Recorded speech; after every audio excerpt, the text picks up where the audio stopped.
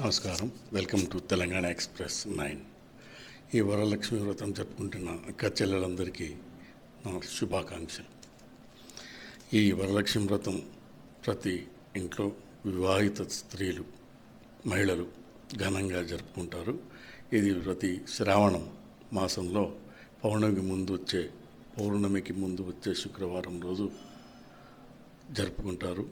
ఈ వరలక్ష్మి వ్రతం చేయడం వల్ల ఇంట్లో ఆరోగ్యాలు, ఐశ్వర్యం, సౌభాగ్యం, సుఖ సంతోషాలు లభిస్తాయని నమ్మకం. ఈ లక్ష్మీదేవిని వరలక్ష్మి అష్టలక్ష్ముల స్వరూపంగా భావిస్తారు. అందుకే ప్రతి మహిళ, వివాహిత స్త్రీ, ముత్తైదవులందరూ కూడా ఈ వరలక్ష్మి వ్రతాన్ని ఘనంగా చేస్తారు. ఆనందోత్సాహాలతో చేస్తారు. పొద్దున్నే లేచి ఇంటిని శుభ్రం చేసుకుని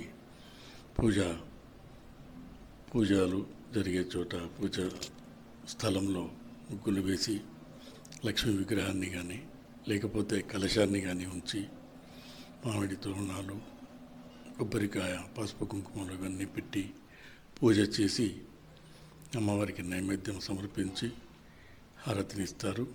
ముత్తైదువులను పిలిచి వాయనాలు ఇవ్వడం సంప్రదాయం, ఆచారం. అలాగే వరలక్ష్మి వ్రతం చేస్తున్నంతసేపు వరలక్ష్మి వ్రతం కథను వినడం కానీ చదవడం కానీ జరుగుతుంది. చుట్టుపక్కల వారిని కూడా పిలిచి చేస్తారు. ఇది అందరికీ తెలుసు. మన తెలుగు రాష్ట్రాల్లో జరుగుతుంది.